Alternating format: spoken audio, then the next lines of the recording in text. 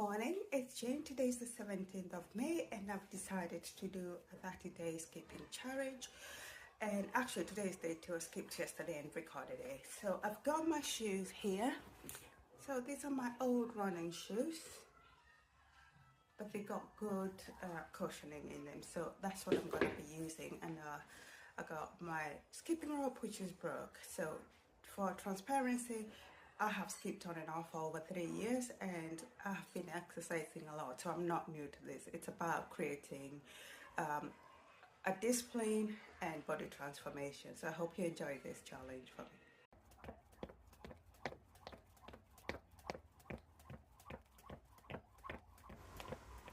Hello, it's Jenny here. So I'm just giving you a commentary about my history with skipping rope. So I have done skipping rope on and off for a long time as an adult. For record, I started going to the gym when I was about 22 years old. I'm currently 40 years old, so I've been going to the gym on and off for the last 18 years. And that's important because my activity level is a bit higher than if I was not going to the gym. I'm currently around my ideal weight. My BMI is 25 point something, although my ideal BMI should be 23. The point being, I do not have a lot of excess weight. And this is quite important if you're skipping rope, because as much as skipping rope is a cardio exercise, I remember when I first started skipping rope as an adult over 10 years ago, I remember my shins were in pain, my bones were in pain, my thigh bones were in a lot of pain. And that's because there's a lot of impact when you're jumping up and down so many times. And so if you don't have good bone health or you haven't done a strength exercise, skipping rope will give you quite a bit of bone pain. And initially, that's not very good because it could cause a problem with your joints and your bones. But in the long run, it actually does help you to build your bone density, which is a good thing. And so if you're new to skipping rope altogether, I would advise maybe skip every other day. Get a good pair of shoes with good gel. So the shoe I'm using is actually a running shoe, and although I don't run that often, it's very good because it's a running shoe with gel, which reduces impact. So I can comfortably skip rope on outside on concrete because that shoe has a good enough gel, which is there to prevent injury to my knees.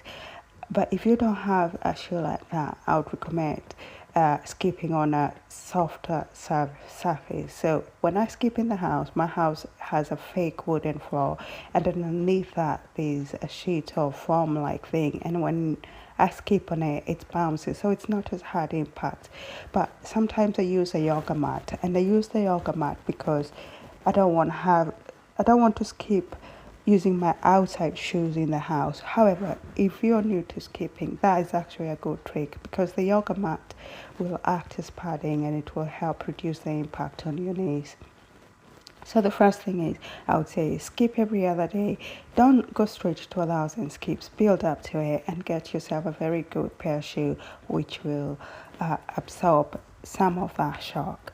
The other thing I would say is, try and think about your bone health. So I use glucosamine, which is a supplement which is good for joint health. I live in the UK, we don't see sunshine all the time, and so I have been on a habit of taking my vitamin D all year round, including summer, for the last 4 or 5 years. And when I go to the gym, I do actually do strength training. So I'm at the point where I can say my bone health is the best it's ever been. If you grew up and live in a hot country in Africa, your bone health is going to be much better than mine is, even though you're not taking any of those supplements. So if you're going to be taking on like a skipping rope challenge, you have a better chance than somebody doesn't have access to as much sunlight as I do. So that would be the first thing I would say. The second thing is that although this was the first time I was skipping rope this year, I would say my cardio health is good. I've been doing body combat and body pump.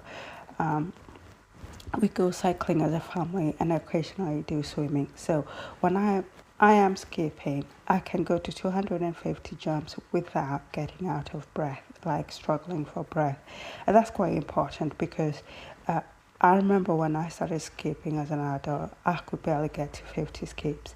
And so when I go outside to do my 1,000 skips, I'm doing 250, taking a break, 2 3 minute break and getting back to it.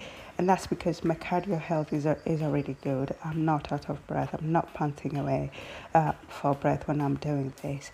So when I'm doing this challenge, my main focus is not actually being able to get through 1,000 skips. I know I can do that. My main challenge is actually to make sure I have a good form, um, facing forward, making sure I'm landing with my knees a little bit bent so that I don't injure my knees, but also having my core engaged, and that's been the biggest challenge. Being able to put those three things together all the time has been challenging. I sometimes can get to 100 skips when everything is good, then all of a sudden I just lose it. Uh, and for me, I find having music in my ears is the best way to get focused because there's quite a lot to remember. Remember those three things, as well as move my hands to get the rope to make sure I'm skipping without stepping on the skipping rope. It's quite a lot to put together. So I find music, whatever music you like to listen, helps me get to that zone. Um, Another thing I've noticed with skipping rope is that when I started, my son was really interested with what I was doing. He's really frustrated that he's not able to skip as good as I can, and I've tried explaining it to him. This is something I've practiced so many years. I'm 40 years old, he's 8.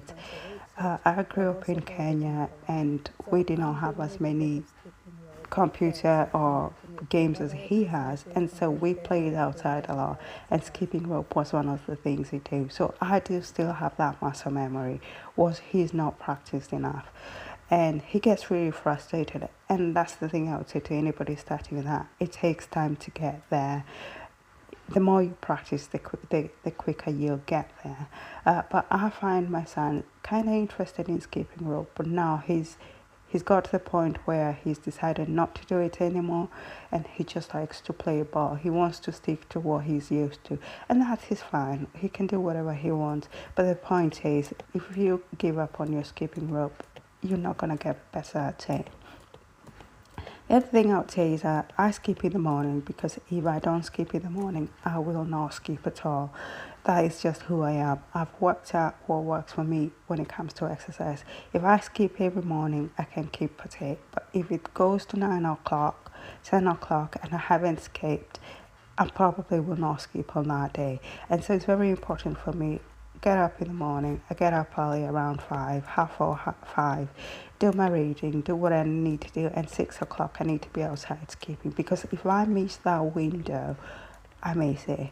That's done for the day. And that's also quite important because I eat my meals in the evenings, and so at the time I'm skipping, I am about 12 hours fasted, and I think this works for me because I'm skipping on an empty stomach. I tend not to exercise when I've eaten. I get this, I don't know, I call it a stitch.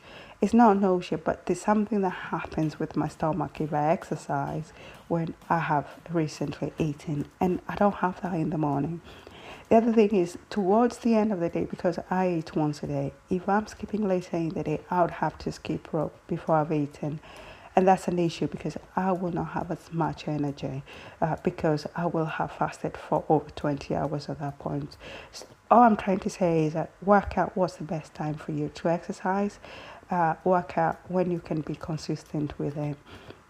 I am married. I have an 8-year-old and I have a household to keep, and I have to be out of the house by 7:20. But I still manage to get up, do some reading, do some 10-minute yoga stretching, skip my rope, get my child ready for school, get his dinner, and get myself out of the door.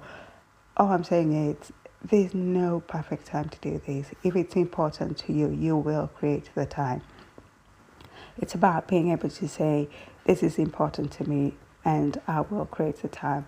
And I find that most of the time I used to prepare to get my child ready for school, because he can do it himself, but somebody has to supervise, otherwise he will not do it. And I find since I started skipping in the morning, my husband is doing it, even though I have not asked him to do it. So all I'm saying is, people around you will change to accommodate you and what you're doing. If it's important to you, they can see it's important to you, and they will be supportive. The other thing is diet. I think diet is very important. I have figured out that my first 2 weeks of doing the skipping rope challenge, I was on a keto diet, and I had no issues whatsoever, and I thought that was normal. And then I've gone on to a fruit diet. My fruit diet is low in protein, and I've noticed the ache is lingering. And that's because even though I have the energy to skip in the morning, because I'm not eating as much protein, my body is not healing as fast as it was when I was on a keto diet, when I was eating a whole lot more protein. I could go back to a protein diet, but skipping rope is just one element of my overall weight loss journey. So I'm going to carry on with my fruit diet for the next couple of days, but I'm very much aware of the role of protein in healing my body. And the final thing I have to say is that make it fun. I have seen a lot of videos where they show a difference in 7 days, and they show a lot of weight loss, and they show a huge body transformation. That's not the case for me. And I have to remember, it took me a long time, years, to get to where my body is. It's not going to take just 30 days of skipping rope to fully transform my body. This is just a stepping stone. This is just a tool that will get me showing up every day, so that I can get back into the routine of exercising regularly, so that I can transform my body over a long time. I think the first few steps of anything are harder, but once I've forced myself for 30 days to skip rope every day, then it's going to be easier for me to skip rope regularly in the future. That's the mindset I have. I am not here expecting to see a huge transformation, because I know it won't happen. And so that's how I would say it. But if you're doing this skipping rope challenge, or you're doing some sort of exercise or a challenge to help with your overall weight loss journey, please leave me a comment below, and I'll check out your channel, or let me know what you're doing and what's working for you. And I hope you enjoyed watching me skip most of this month. I did not skip a few days, but yeah, it's been a good challenge for me.